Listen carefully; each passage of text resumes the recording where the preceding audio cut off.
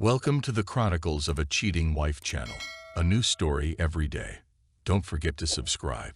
My name is Michael Howard, aged 52 at the time of the events recounted here. I was happily married to a woman I cherished, with two well-raised grown children, and I held a fulfilling, well-paying job. Life seemed to be sailing smoothly until it took an unexpected turn. The unraveling began on a nondescript Tuesday evening. I lingered a bit longer than usual at work, but not to a degree that would raise concern with my wife. As the rush hour traffic eased, I made my way home, adhering to my customary routine. Tuesdays meant Chinese takeout, a joint decision we had made. I dutifully stopped to collect it on my way back. Upon arriving home, I pressed the button to lower the garage door, grabbed my briefcase and the evening sustenance, and entered the house. It was a scene reminiscent of a typical Tuesday, with me playing the role of the provider, returning to our modern-day cave to appease my partner's hunger. However, a slight deviation caught my attention. My wife's car was conspicuously absent from its usual spot. I dismissed it as her possibly running a spontaneous errand, assuming she'd return shortly. Leaving the food on the kitchen table, I hoped to preserve its warmth, prepared to reheat it in the microwave if her delay persisted.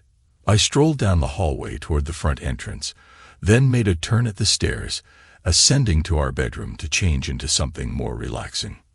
This routine was typical for me on a weeknight: return home, slip into comfort, and indulge in a meal. 10 minutes later, I descended the stairs and called out, "Mia, are you back?" Silence greeted me. Pondering her absence, I mused, where could she have gone? Perhaps she left a message. There was no sense of panic, just a growing curiosity. Entering the living room, my eyes fell upon the coffee table where I found it. It wasn't the note I anticipated, but rather one that I could never have fathomed. It read, "Dear Mike, I regret having to do this, but there's someone who urgently needs me.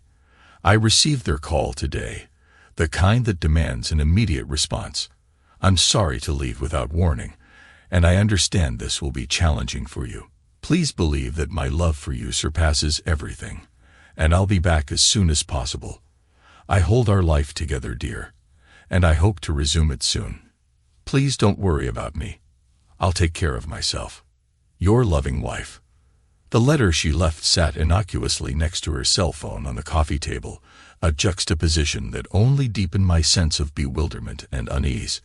Confusion gripped me as I grappled with the enigmatic contents of her note.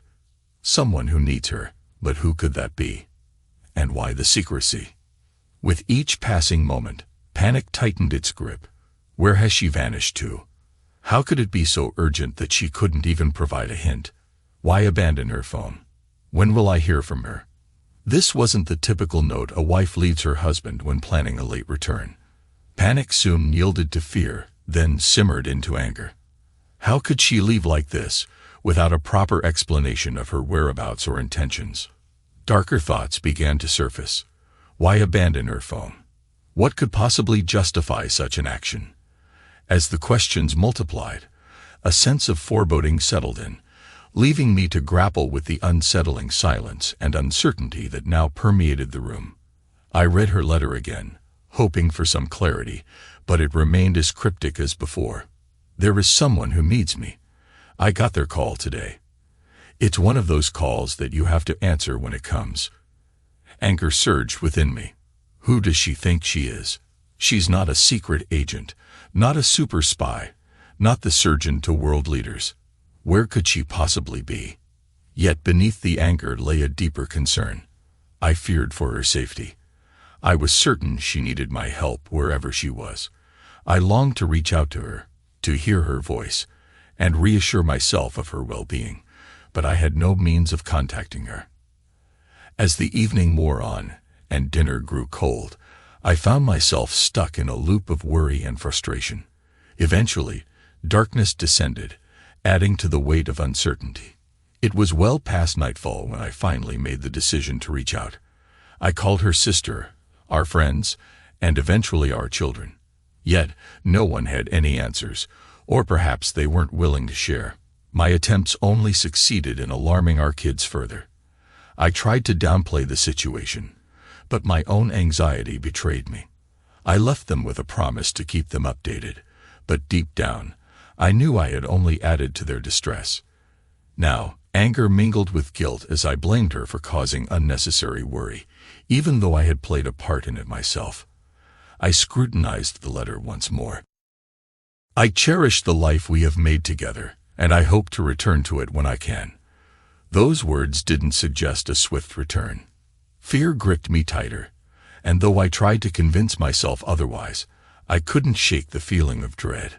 Attempting to quell my rising panic, I dialed the hospital. No sign of her.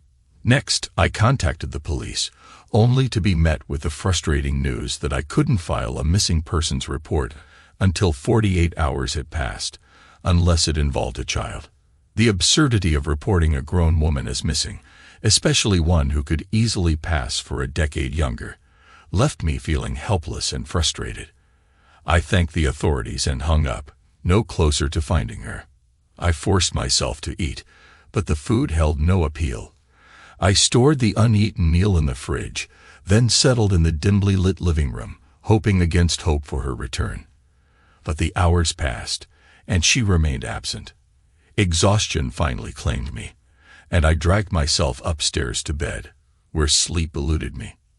The following morning, I woke to the cold emptiness of her side of the bed. Reality crashed over me anew, and I lay there, grappling with the overwhelming uncertainty of her whereabouts. I called work to notify them of my absence. My uncharacteristic absence raised concern among my colleagues, prompting a barrage of calls, checking on my well-being and offering assistance. Engaging with them briefly provided a welcome distraction from my mounting worries, though the relief was only temporary. I attempted to reach her office, only to be informed that she had called in and taken some time off.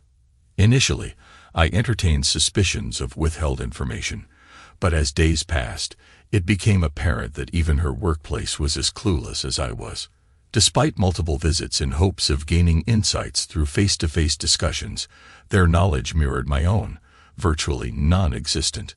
Realizing her absence since Tuesday only on Tuesday night, I adhered to the 48-hour protocol before heading to the police station on Friday morning to file a missing persons report.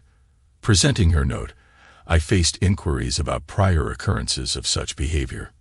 Though maintaining composure under such stress is advisable, I found myself teetering on the edge. Threatened with charges if I didn't restrain my emotions, I reluctantly settled into a chair, avoiding any perception of being a volatile suspect. Upon completing the paperwork, the officers nonchalantly suggested the cliché scenario of a spouse absconding with a lover, adding insult to injury. Suppressing the urge to lash out, I left with a bitter, "Thanks for nothing," as my only retort. The supposed motto of, "to protect and serve," felt hollow in that moment. Returning home, I slumped into a chair, feeling the weight of stress bearing down on me, threatening to unravel my composure. With no constructive action to take, I resumed my calls to friends and relatives, making a conscious decision to shield our children from unnecessary worry.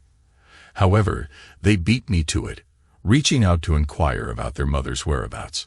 In a heart-wrenching moment, I reassured them with a fabricated confidence, masking the turmoil brewing within me.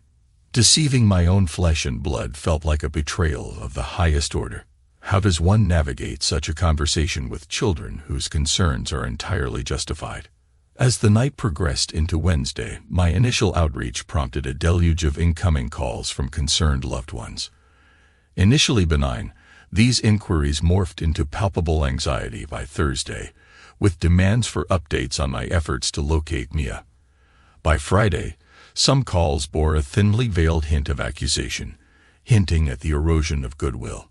If the barrage of calls on Friday felt suffocating, Saturday's onslaught of visitors was nearly unbearable. Friends and family descended upon me, initially offering words of solace before probing into uncomfortable territory. Questions about our relationship, potential discord, and Mia's state of mind became a relentless barrage. Yet, a final blow came from Mia's own mother, her voice trembling with fear as she dared to ask the unthinkable. "Are you absolutely certain you have no idea where she could be?" I erupted in a fit of anger, a rare occurrence in my relationship with my mother-in-law. "Peggy, what on earth are you insinuating, Peggy? Do you honestly believe I'd fabricate something as serious as this?" "No, Mike, of course not. It's just—" Her voice trailed off, leaving a tense silence hanging in the air. "For heaven's sake, Peggy, just say it," I demanded, meeting my gaze with a look that seared into my memory. Peggy uttered words that pierced through me. "It's just that she's never behaved like this before." Suppressing my rage and sorrow, I buried my emotions beneath a facade of calmness. "Do you think I'm unaware of that?" I responded evenly. Peggy trembled visibly, her husband attempting to diffuse the tension. "Mike, we understand you're doing everything you can. Can you please share what you do know? Perhaps we can brainstorm together." I acquiesced with a nod, and we sat in solemn silence as I recounted the scant information I possessed, primarily emphasizing the absence of concrete leads. Sharing Mia's farewell letter only deepened our collective confusion and concern. As accusations dissolved into shared anguish, we spent an agonizing hour grappling with the inexplicable void left by Mia's sudden disappearance, yet found ourselves grasping at straws, devoid of any semblance of an explanation. Thomas and Peggy graciously lingered into the afternoon as I busied myself preparing a modest lunch, anticipating a quiet gathering among the three of us. However, our home became an impromptu hub of activity, with a continuous stream of well-meaning friends arriving at our doorstep, bearing trays of food and cases of beer. Each visitor sought answers, eager to understand what had transpired and what information I possessed. Eventually, I grew weary of recounting the events, and it was then that Peggy and Thomas intervened. To Peggy's credit, she abandoned any hint of blame, offering instead unwavering support and commendation for my concerns as a husband. Though I knew doubt lingered in the minds of many, their outward display of solidarity provided a much-needed sense of reassurance. I was emotionally drained as sympathetic acquaintances took turns expressing their solidarity and worry. I urged them to reach out to the authorities if any recollections surfaced that could aid in the search, yet privately harbored suspicions that someone held information they weren't divulging.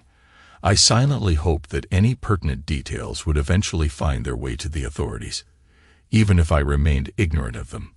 However, for weeks, it seemed as though the investigation stagnated, with no significant developments.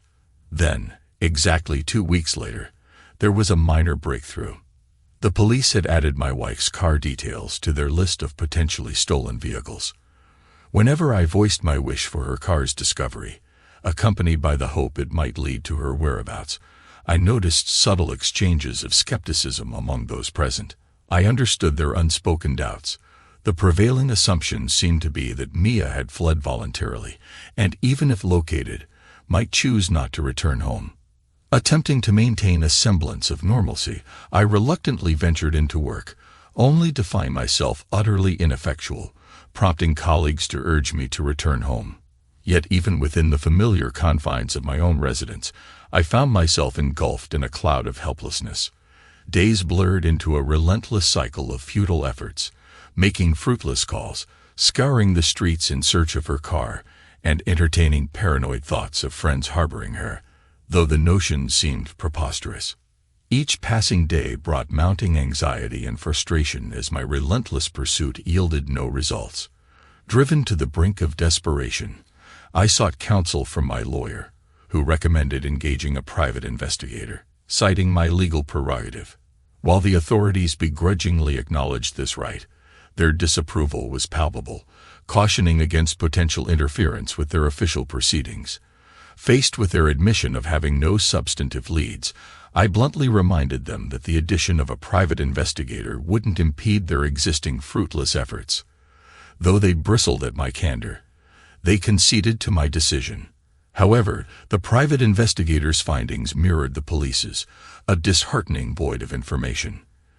As the weeks dragged on, my routine remained unchanged. incessant calls, aimless drives, and vigilant monitoring of news updates. Yet a glimmer of hope emerged when, 2 weeks into Mia's disappearance, I uncovered a withdrawal from an ATM located 200 miles away. Hastily alerting the authorities reignited their scrutiny, prompting the arrival of detectives at my doorstep, ushering in a resurgence of suspicion and uncertainty. With a simmering sense of indignation boiling beneath the surface, I finally mustered the composure to confront them directly. No, I did not venture to that town and utilize that ATM, I asserted, my voice tinged with a controlled fury that bordered on explosive. I've been here in this town every moment. While you sit idle, I've been tirelessly searching, calling, and doing far more than any of you. Now that you have a lead, get off your lethargic backsides and pursue it. Their evident disdain for me was palpable, but I remained resolute in my determination, utterly indifferent to their opinions. After a protracted half-hour of exchanged assurances and tacit insinuations, they begrudgingly departed. To their merit, they promptly notified the authorities in the town where the ATM transaction occurred, catalyzing a breakthrough. 2 days later, the pivotal discovery ensued when Mia's car was located in a hospital parking lot. The local police reached out to me with a directive: "Don't intervene. Let us handle this." My response was unequivocal. "Like hell," I retorted, resolving not to yield. Setting out on a 3-hour journey, I arrived at the hospital parking lot, my nerves taut with anticipation.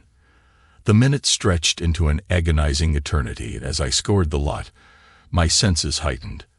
Amidst the sea of vehicles, I discerned 2 individuals in suits, unmistakably law enforcement. Approaching them with firm resolve, I demanded verification of their authority. "Show me your badges," I commanded, holding steadfast.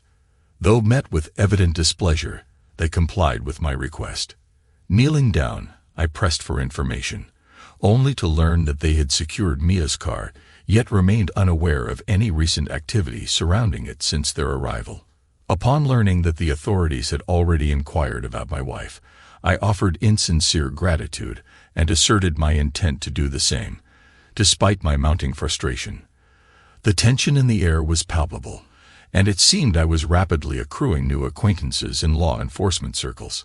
At the hospital's front desk, my inquiries about my wife yielded no results, mirroring their ignorance regarding the parked car outside. Opting to join the surveillance effort, I saw no reason to conceal my intentions and requested permission to observe from the backseat of their vehicle. Perhaps it was the first time I had caught a cop off guard since this ordeal began, but to my surprise, they acquiesced, and I settled in beside them. Over the next hour, I briefed them on the scant information I possessed. As their shift drew to a close, they granted me permission to maintain watch over the car, albeit with a clear directive: no interference whatsoever.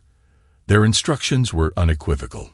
If anyone approached the vehicle, whether from the hospital or arriving separately, I was to refrain from action and simply notify them.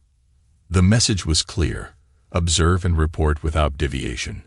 I nodded in acknowledgement, understanding the gravity of their directive. Remember, there's a slim chance they have your wife, and could lead us to her, but it's more likely they simply purchased the car from someone else. However, they might assist us in tracking down the seller. It's crucial that you refrain from any action. Do you understand?" The officer reiterated, his tone grave.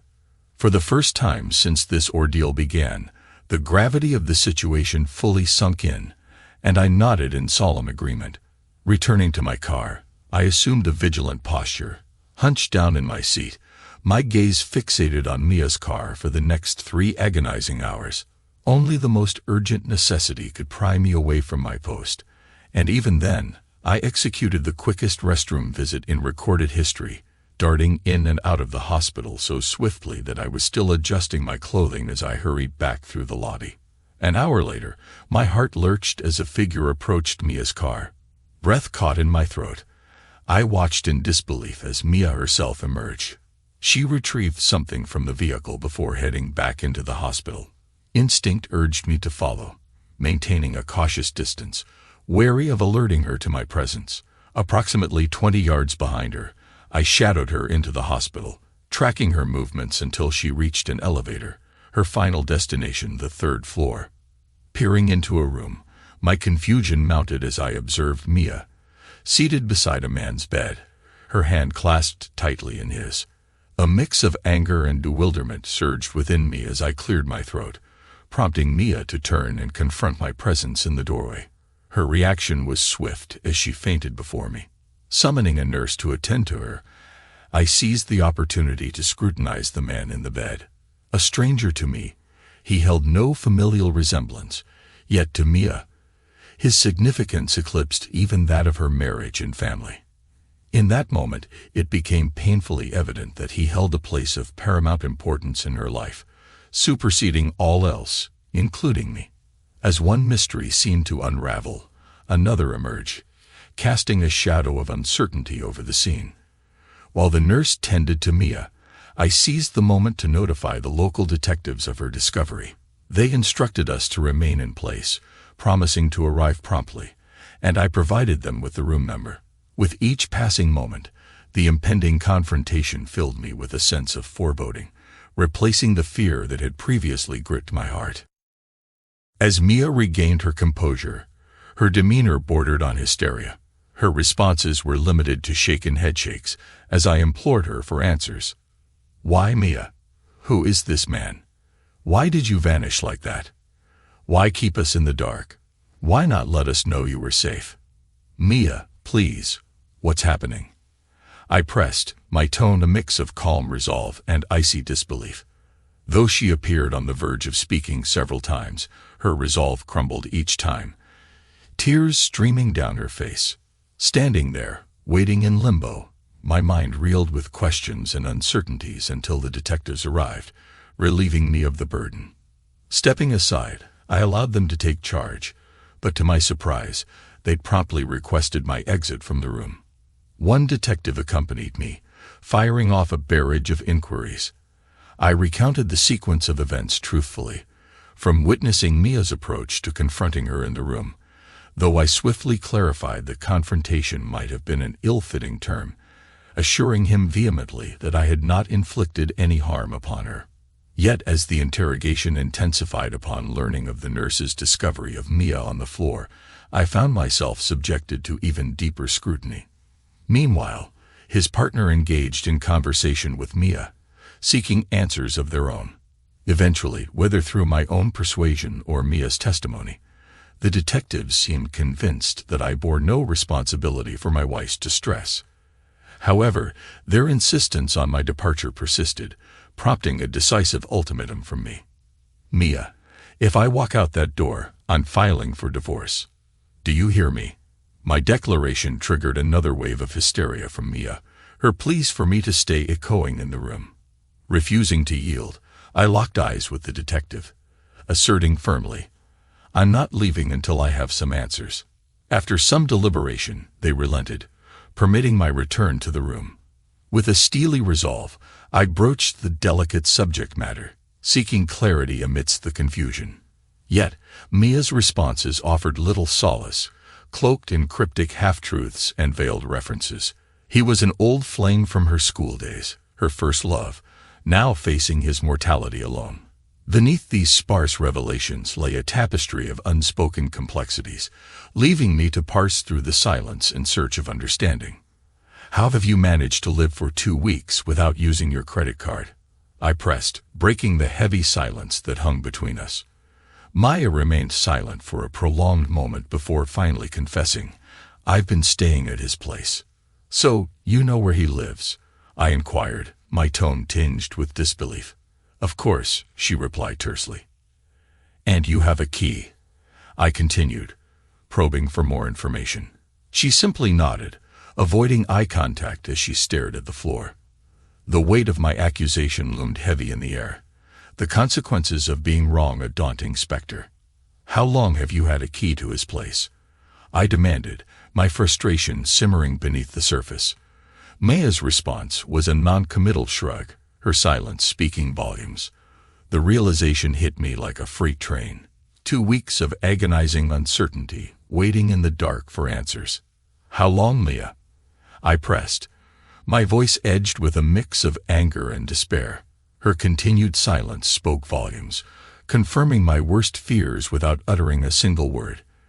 In that moment, my mind recoiled from the overwhelming truth, the numbness of shock enveloping me.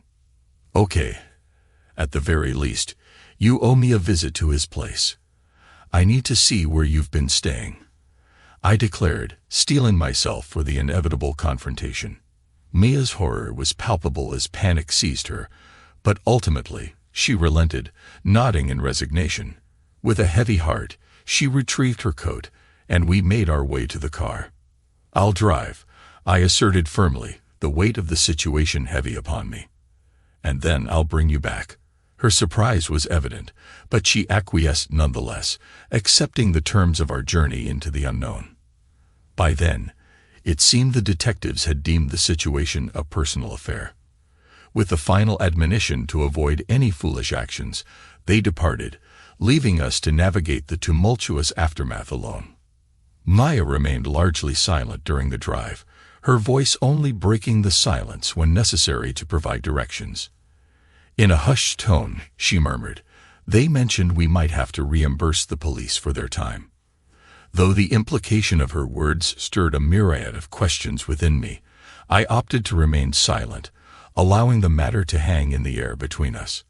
As we pulled into the driveway of a modest townhouse, a sense of apprehension gripped me, knowing that the answers to my questions likely lay within its walls. With Mia leading the way, we entered, and as I traversed through the living room, I couldn't help but notice familiar items. A pair of my wife's shoes by the sofa, her favorite scarf draped over a chair. Ignoring Mia's plea to refrain, I pressed forward, my heart pounding in my chest. Entering the master bedroom, the evidence became irrefutable. Mia's belongings littered the room. Her clothes were strewn across the unmade bed and chair, and her makeup adorned the dresser. It wasn't until I opened the closet and beheld duplicates of her favorite dress and a collection of shoes in her size and style that all doubts dissipated. These were not items hastily packed for a trip. They were possessions meticulously kept here. With a sinking feeling in my gut, I realized that if I were to delve further into the drawers, I would undoubtedly find her intimate apparel. The room exuded an atmosphere not of everyday habitation, but rather of rendezvous, reserved for fleeting moments of shared intimacy and the warmth of entwined bodies after a night of dinner, dancing, and clandestine liaisons. Retreating to the living room, I found Mia perched on the edge of a chair, her gaze fixed upon the floor in silent contemplation. "So, is there anything you need to tell me?" I queried, my voice heavy with resignation. She shook her head slowly, her silence speaking volumes. "How long, Mia? It's evident this isn't a platonic relationship. How long?" I pressed, my frustration mounting as she shrugged, feigning ignorance despite her obvious awareness. "And who is he to you?" I probed further, steeling myself for her response. After a prolonged silence, she confessed in a feeble voice, "He was my first. We were together when we were in school." I debated whether she referred to high school or college, ultimately concluding that the distinction mattered little in the grand scheme of betrayal. "How long have you been seeing him behind my back?" I demanded, a mixture of anger and anguish seeping into my tone. Her reaction was visceral, a sudden jerk of her head betraying her reluctance to confront the truth. "We reconnected about 7 years ago," she admitted, her voice trailing off as she recalled the gradual progression from innocent lunches to clandestine rendezvous. "Before you slept together," I interjected, forcing her to confront the harsh reality. She nodded slowly, confirming my worst suspicions. "So you've been cheating on me for 6 years. How do you manage it? Does he come here? Do you go to his place?" I fired off, my bitterness palpable. Her immediate response was defensive, her head snapping up as she vehemently denied any encroachment upon our shared space. "I've never brought him back to our home. I swear it. I wouldn't do that to you," she insisted, her anger palpable. I nodded, a cruel satisfaction settling over me. "So you'll betray me, but you draw the line at bringing him into our house." "How noble," I remarked, the sting of betrayal searing through me. Though her fury was evident, she couldn't refute any of it. Following a lengthy silence, Mia uttered the words that every betrayed spouse dreads to hear. "I never stopped loving you. He never took anything from you. I swear it. It was just a few nights every year, and you had me forever." It was a line straight from the cheater's playbook, a feeble attempt to justify her infidelity. Yet, despite recognizing the futility of arguing, I couldn't suppress the need to confront her deceit. "He took at least some of the love you said you had for me," I countered bitterly. "You kept a part of your heart for him. Because of him, you lied to me repeatedly. You took vows with me, but you gave him a part of yourself that you said was only for me. Don't tell me he never took anything from me. He took it all, even if you don't think so." Mia wept, and I stood there in silent resignation, knowing that our relationship had been irreparably shattered. The urge to lash out, to seek vengeance, briefly flickered within me, but I quelled it with a heavy sigh. There was no point. He wasn't coming home. "Come on, Mia. I'll take you back to your lover's bedside," I announced wearily, my voice devoid of emotion. Mia's tears flowed anew, but I had no solace to offer her. My heart was broken, and the pain was unbearable. As I drove her back to the hospital, Mia pleaded with me, her desperation palpable. "Michael, please, just give me a little time. He has no one. I can't let him die alone. I'll be home soon," she implored, her words punctuated by sobs. "I'll be home soon, and we can get back to our life together. Please, I do love you. I swear it." I simply nodded, my silence a testament to the finality of our relationship. By then, I think she knew it was over. The journey back home passed in a blur, my mind numb with the weight of betrayal and disappointment. 2 weeks of anguish and uncertainty, all the false hope and reassurances from friends and family, now reduced to ashes. I was drained, physically, emotionally, utterly hollow. I stumbled through the door, collapsing into my favorite chair, consumed by a whirlwind of emotions. Time became a meaningless blur as I grappled with the devastating reality of my shattered marriage. The first call came, piercing through the silence like a knife, jolting me back to the present.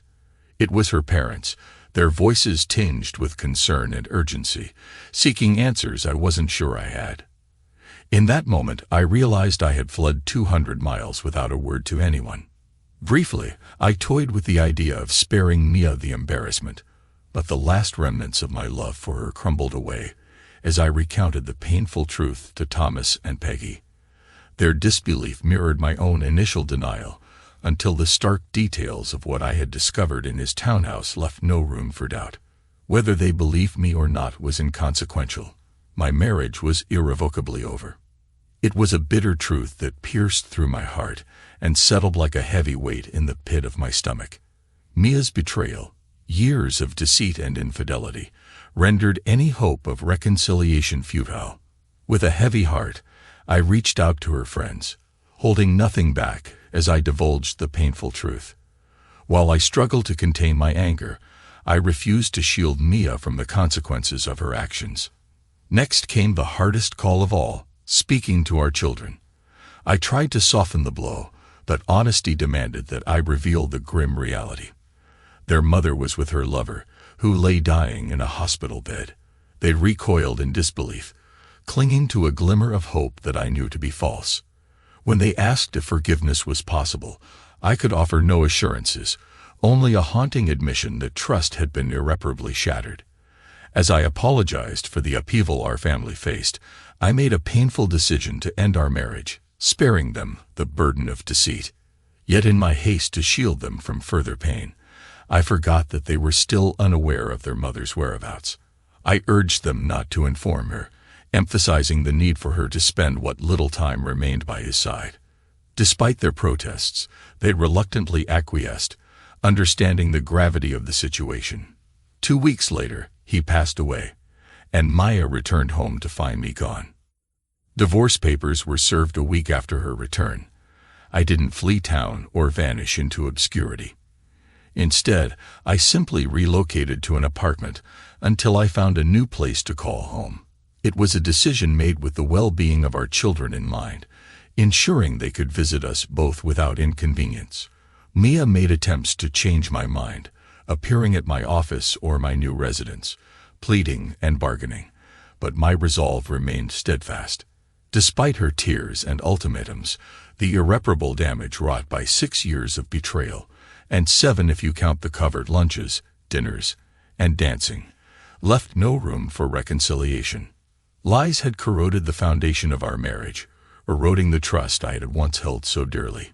It's been 2 years since the finalization of our divorce. I don't pry, but our children inform me that Mia's existence has become routine, work and home, with no semblance of a social life. It pains me to witness her suffering, but I am powerless to offer solace. As for myself, the wounds have yet to fully heal, though the passage of time has dulled the sharp edges of pain. While I haven't ventured into the realm of dating, I find myself noticing other women, signaling the slow reawakening of my romantic inclinations. However, trust remains a distant prospect, particularly outside the confines of professional interactions. The reasons behind Mia's betrayal elude me, and I doubt I'll ever glean insight into her motivations or rationalizations. Perhaps I could seek answers, but what purpose would it serve?